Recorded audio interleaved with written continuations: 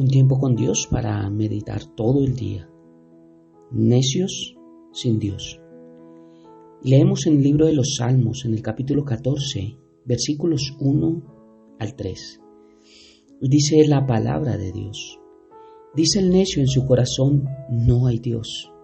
Se han corrompido, hacen obras abominables. No hay quien haga el bien. Jehová miró desde los cielos sobre los hijos de los hombres para ver si había algún entendido que buscara a Dios. Todos se desviaron, a una se han corrompido. No hay quien haga lo bueno, no hay ni siquiera uno. Necios sin Dios. Mirando el contexto de lo que es dejar nuestro pasado atrás, que lo pasado es pasado. Pedirle a Dios que nos ayude a hacer su voluntad. Orar en nuestra vida creyendo que Dios puede obrar. Y levantarnos y caminarnos en fe a través de esas palabras que Dios da en nuestra vida. Porque no es solo oír, no es solamente ser oidores, sino también hacedores de la palabra. Levantarnos y caminar en fe, entendiendo también que Dios tiene el poder para perdonar, pero también para sanar, y que para llegar a ese perdón de Dios necesito arrepentirme para poder recibir el perdón y a través del perdón recibir la sanidad.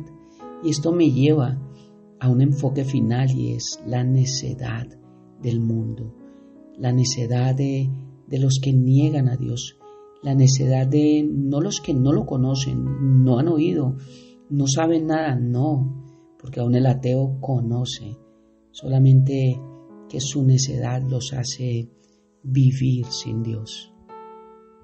Y aquí en el versículo 1 vemos dos cosas importantes. Primero, el desprecio de hacer que hace al despreciar a Dios. Pues siempre hay algo de ateísmo práctico en el fondo de todo el pecado.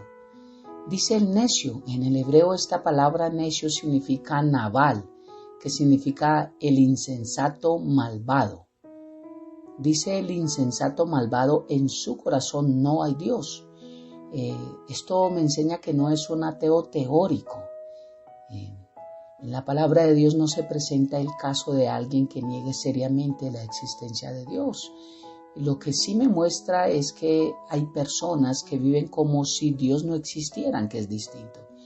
Y es que el ateísmo en sí sabe que existe Dios, pero quieren negarlo a como sea, y tratando de justificar la no existencia de Dios para poder evadir las leyes morales, que esto implica el reconocer que Dios sí existe.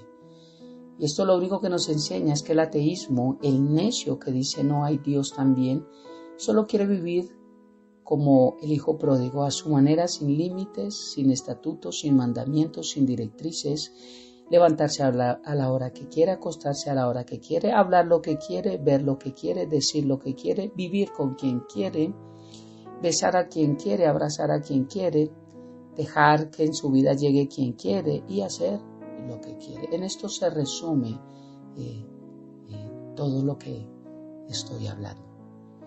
Y para darme a entender acerca de las personas que viven como si Dios no existiera, el Salmo capítulo 10 es excelente, y voy a leer solo 3 versículos. El versículo 4, el versículo 11 y el versículo 13. Dice, los malvados, los necios son demasiado orgullosos para buscar a Dios, porque piensan que Dios está muerto. El 11 dice, los perversos, los necios de corazón piensan, Dios no nos mira, ha cerrado los ojos y ni siquiera ve lo que hacemos. El versículo 13 dice, porque los perversos, los necios desprecian a Dios y quedan impunes. Ellos piensan, Dios nunca nos pedirá cuentas. Mira, ellos saben que existe un Dios, pero no quieren vivir bajo sus leyes. Son los que no le buscan, los que no le invocan. En este sentido, necio se opone a sabio, el cual teme a Dios y guarda sus mandamientos y se aparta del mal. El rebajamiento que hace de la dignidad misma del hombre. pues estos necios son los hombres que se han corrompido y hacen obras abominables. De tal forma han degenerado y se han desviado de su estado original y llegan a un estado de pudrición, ya que no sirven ni honran a Dios, se hacen daño a sí mismos y perjudican de diversas maneras no solo a ellos mismos, sino a su prójimo, a su entorno. Estos son los que profesan conocer a Dios, pero con hechos lo niegan, siendo abominables y desobedientes, descalificados en cuanto a toda buena obra, dice Tito capítulo 1, versículo 16.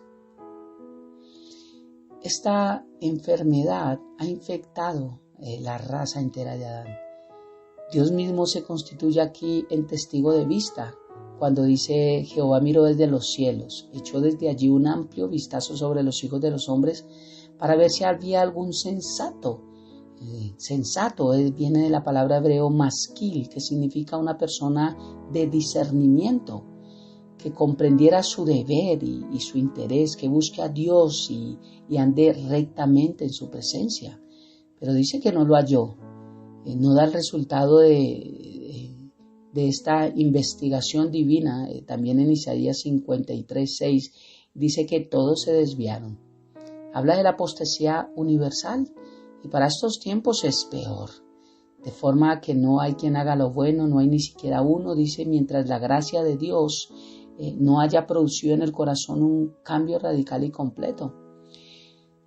Y es que es increíble que cuando Dios acabó de crear el mundo, incluido el hombre, Génesis capítulo 1, versículo 31 dice que vio que todo era bueno y nos llama a nosotros bueno en gran manera. Pero es increíble que pasan solamente 5 capítulos y ya el Señor dice que todo era malo. Es increíble cómo podemos decir que el pecado, la muerte, las violaciones, la destrucción, Dios lo permite, Dios lo envía, Dios lo hizo, porque Dios no hace. Si en solo 5 capítulos Dios hizo todo bueno y ya en poco tiempo ya todo era malo. Y no fue Dios quien lo hizo malo, es el mismo hombre por su pecado, es el mismo hombre necio que no ha querido seguir las directrices de Dios y por eso se enferma y enferma su entorno y el mundo en el que vivimos. La palabra de Dios llama a quien no cree en Dios necio. Es una persona que cree que es sabio en su propia opinión, que se ha envanecido en su propio razonamiento, dice también su palabra. Esto es algo que ocurre a muchas personas en el mundo hoy en día, no solo en el tiempo del Antiguo Testamento, hoy en día es peor. Cuando leemos Mateo capítulo 24, vemos que el Señor lo primero que habló es de la apostasía. Muchos negarían la fe. Esto me está hablando de personas que niegan a Dios por completo. Otros que no lo niegan a Él, pero que tratan de justificar sus acciones creyendo que nunca habrá un juicio sobre ellas. Y otros que tal vez obedecieron en un tiempo, pero que tal vez un viento de doctrina, tal vez una mala experiencia, tal vez un mal testimonio, tal vez una herida causada dentro del pueblo cristiano.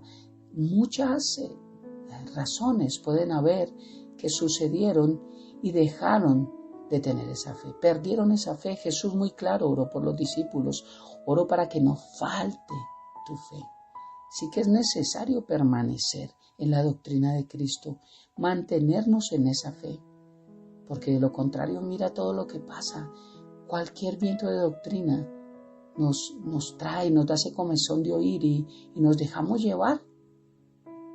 Algunos han dejado de buscar a Dios, porque no solo en esta religión, en todas las religiones, los que profesan tener religión, recuerda que Dios no prometió religiones.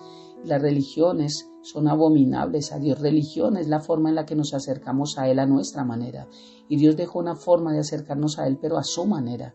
Por eso la religión Dios no la aprueba. Dios lo que aprueba es una relación como en el huerto del Edén.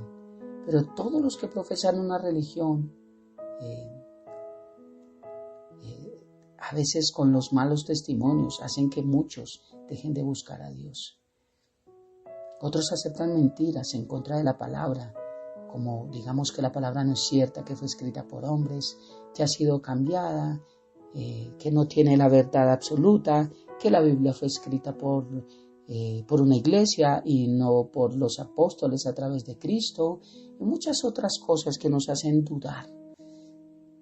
Pero rápidamente quiero decirte que hay evidencias arqueológicas, genéticas, proféticas, entre otras, de que la Biblia es la verdad absoluta, que fue escrita por Dios a través de lápices, que fueron los discípulos y los profetas. Por eso toda la escritura es inspirada por Dios, útil para enseñar, redarguir, corregir e instruir en justicia. El único libro que con miles de años de anticipación profetizó cada imperio mundial que había de existir con un orden exacto. El único que profetizó la venida de Jesús exactamente, el lugar, el tiempo, a través de una virgen, lo que haría, los tiempos que están sucediendo. Es increíble cómo la mayoría de la palabra de Dios se ha cumplido. La muerte, la resurrección, la forma en que murió, la hora en que murió, todo. Hay evidencias arqueológicas de la antigüedad de estos libros. Siglo antes de que ocurrieran los hechos, Dios lo había escrito.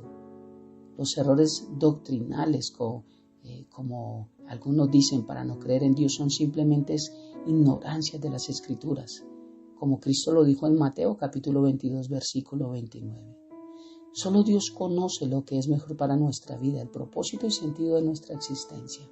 Necesitamos no ignorar esto y no hacernos necios, sino hacernos entendidos, como dicen estos versículos. Y así podemos encontrarnos directamente con Dios, buscar su dirección, su enseñanza, perseverar en esa doctrina. Y poniendo la mano en el arado, no mirar hacia atrás. Es increíble y viene hasta ahora a mi mente aquí para finalizar este tiempo con Dios, para meditar todo el día, cómo Belén significa casa de pan. Y Jesús nació en Belén.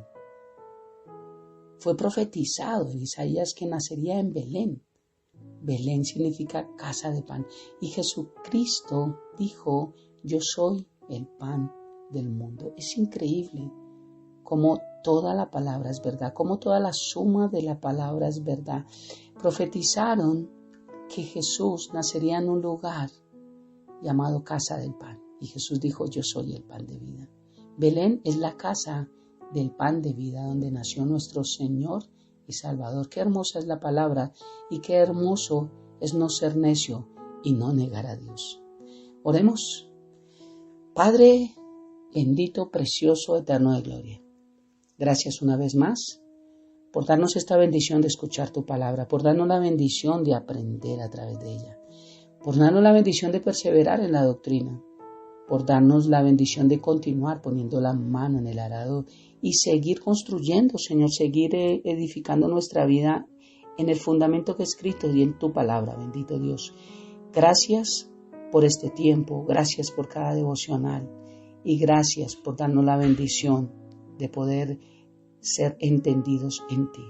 Te amamos y te bendecimos, Padre, dejamos este tiempo en tu presencia, habiendo entrado a ti, echado toda ansiedad en ti y habiendo orado a ti. En el nombre de Jesús y bajo el poder de tu Santo Espíritu.